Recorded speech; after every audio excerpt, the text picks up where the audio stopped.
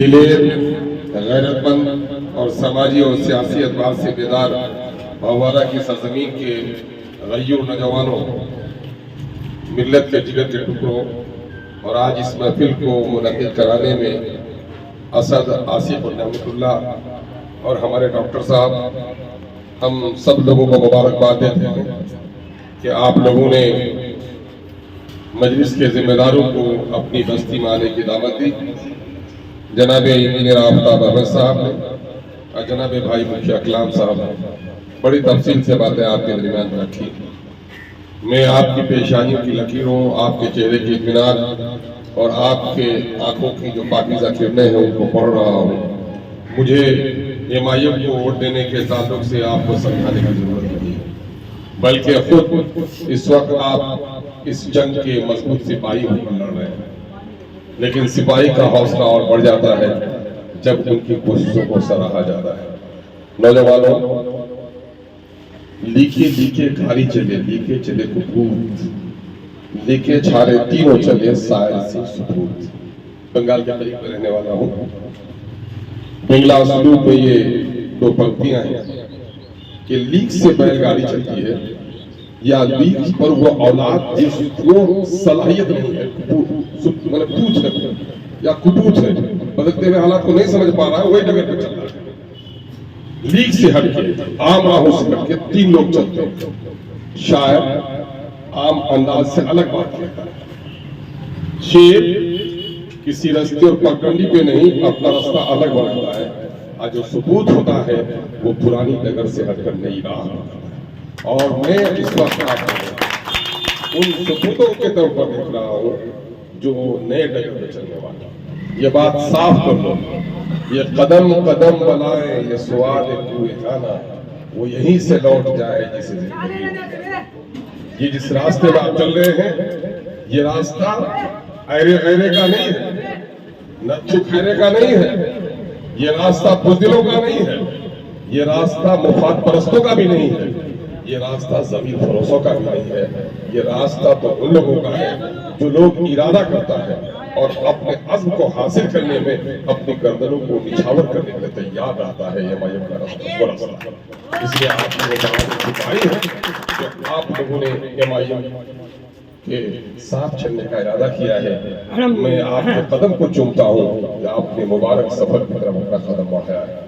میرے عزیزوں، یہ ملک اتنا کسی ہندو کا ہے، اتنا کسی مسلمان کا ہے، اتنا ہی سکھ کا ہے، اتنا ہی عیسائی کا ہے، یہ کسی کے باپ کی وراثت ہے۔ لیکن سچ یہ ہے کہ آج مسلمان اس ملک میں دوسرے درجے کا شہری گویا ہو گیا ہے، اور سو کوئی جو لیڈرز ہیں، جو دلالی کرنے والے لیڈرز ہیں، جو اپنے ذات کے خاطر اپنی قوم کے سودا کرنے والے لوگ ہیں، وہ قدم قدم پر ہمارے لوگوں کو ڈراتے ہیں، ایسا کرو گے تو ویسا ہو جائے گا، ویسا کرو گے تو ویسا ہو جائے گا۔ ذرا سر جھکا کے جیلو جینا اسی کو کہتے ہیں۔ ایسے کم ظرفوں کے خلاف مجلس اتحاد المسلمین نے اعلان کیا ہے کہ نہ کربل میں، نہ مقتل میں، نہ شاہ کے آگے مومن جھکتا ہے فقط اللہ۔ ہم تو غیر اللہ کے سامنے ہیں اور ہمارے سامنے میں نواز رسول کا وہ اسوہ ہے کہ نماز کے لیے، روزے کے لیے، وزارت کے لیے نہیں، بلکہ اصول سیاست ٹوٹے تو تم گردن کٹا سکتے ہو لیکن نااہل کے ہاتھ پر ہاتھ نہیں۔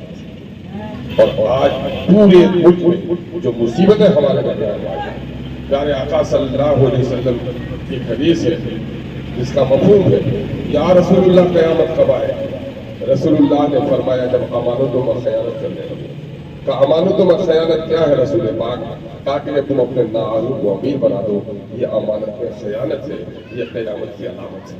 قیامت یعنی تباہی و بربادی کا دن، پہاڑوں کا ریزہ ریزہ ہو جانے کا دن۔ دیکھو کسی گاڑی پر بیٹھتے ہو تو سب لوگ باوضو بیٹھے، لیکن ڈرائیور اگر نشے میں ہو تو گاڑی تباہ ہوگی۔ کشتی پر سوار ہو، سب باوضو بیٹھو، ملا نشے میں ہوگا، کشتی غرق ہوگی کہ نہیں ہوگی؟ تو یعنی جس نے نااہلوں کو سردار بنایا اس نے گویا قیامت یعنی بربادی کا راستہ چن لیا۔ ہم لوگ مسجد کے امام کے لیے، مدرسے کے معلم کے لیے، بیٹی کے دولہے کی تو تشکیل کی، لیکن پارلیمنٹ اور اسمبلی میں جس کو بھیجا کبھی ہم نے اس کے بارے میں بات نہیں کی۔ ہم کہیں لوگ میں، کہیں لالچ میں، کہیں خوف سے ہم نے ووٹ دیا. یہی وجہ ہے کہ پارلیمنٹ میں اور اسمبلی میں جہاں ملک کی تبدیلی کے فیصلے ہوتے ہیں، علاقوں کے تبدیلی کے فیصلے ہوتے ہیں، نوجوانوں کے روزگار کے فیصلے ہوتے ہیں، بستیوں میں سڑکوں کے فیصلے ہوتے ہیں، وہاں ہماری کوئی نمائندگی نہیں ہوئی، جس کا نتیجہ یہ ہوا کہ مسلمان آج پورے ملک میں غریب ہو گئے. ان کے تعلیمی ادارے برباد کیے جا رہے ہیں، اور خوف کا عالم یہ ہے کہ پورے ملک میں پھرو تو اب یہ خوف ہے ہر جگہ. جانتے ہو خوف اور ایمان ایک ساتھ نہیں رہ سکتا. اور مودی تم نے میری گردنیں کاٹی ہیں، لیکن میں تمہارا احسان مانتا ہوں کہ میرے آباؤں نے تو گردن کٹائی ہے. ہم خوف زدہ تھے لیکن اب خوف زدہ نہیں ہے. ہم گردن اٹھا کے جینے کے لیے تیار ہیں. گردن کٹے گی تو اس کی پرواہ نہیں کریں گے. اور ہم اپنے صفوں سے گردن جھکا کر جینے والے، گردن جھکا کر قیادت کرنے والے رہنماؤں کو بھی ہم چننے والے نہیں ہیں. ہمارا نیتا وہی بنے گا جو ہمارے مسائل کی لڑائی سڑک سے لے کر سرحد تک لڑے گا. نوجوانوں، تعلیم یافتہ نوجوانوں، 1857 میں دہلی کی آزادی کی ناکامی کے بعد مسلمان سرکوب ہو گیا تھا. خوف کا عالم تھا. انگریزوں نے اس وقت تعلیمی دنیا پر قبضہ کرنا چاہا اور ہندوؤں کے بچے کے، مسلمانوں کے بچوں کو عیسائی بنانے کی کوشش کی. اور اس نے عیسائی عالموں کی، عیسائی فنکاروں اور ادیبوں کو بہت بڑا چڑھا کر پیش کیا. تو ہمارے قوم کے نوجوان بھی تھے تو وہ ذرا افسردہ سے ہو گئے. اللہ غریق رحمت کرے علامہ شبلی رحمۃ اللہ علیہ. شبلی اٹھے، سیرت النبی لکھی، المامون لکھا، الفاروق لکھا، اور کہا کہ ان کے ادیبوں، فنکاروں اور مذہبی پیشواؤں کو دیکھ کر تم سمجھتے ہو بڑی چیز ہے، تمہارے پیشواؤں کے پاسن کے برابر بھی اس کی حیثیت نہیں ہے. لا دو کوئی حکمراں ایسا جو بدل پیش کرتے تھے عمر فاروق. لا دو ایسا فلسفی اور منطقی جو امام ابو حنیفہ کا مقابلہ کر لے. ملک پہ پیدل پہ فسادات، نوجوانوں کی گرفتاری، آتنکواد کے مسئلے، مسلمان ڈر گیا تھا، سہم گیا تھا. اخبار کے خبروں اور مضامین سے ان کے سینے میں طاقت پیدا نہیں ہو سکتی تھی. جلسوں میں بھی لوگوں نے بڑے اصلاحی جلسے کیے لیکن اس کے اثرات محدود رہے. لیکن جب بیرسٹر اسدالدین اویسی نے سینہ کھول کر پارلیمنٹ کے درمیان میں حق کی آواز لگائی اور اپنے مدلل بحث کے ذریعے سے سامنے والے کو قائل کیا، حکومت کی بولتی بند کی، تو کروڑوں مسلمانوں کو نیا حوصلہ ملا. وہ نوجوان جو گردن جھکا دیا تھا اس نے گردن اٹھا کر جینے کا فیصلہ کیا. گویا احساس کمتری کے سمندر سے اگر کسی نے ہمیں نکالا ہے اس کا بڑا احسان ہے جس کو دنیا بیرسٹر اسدالدین اویسی بنا سکتا ہے. اور سن لو نوجوانوں، اکثر میں ایک شعر پڑھتا ہوں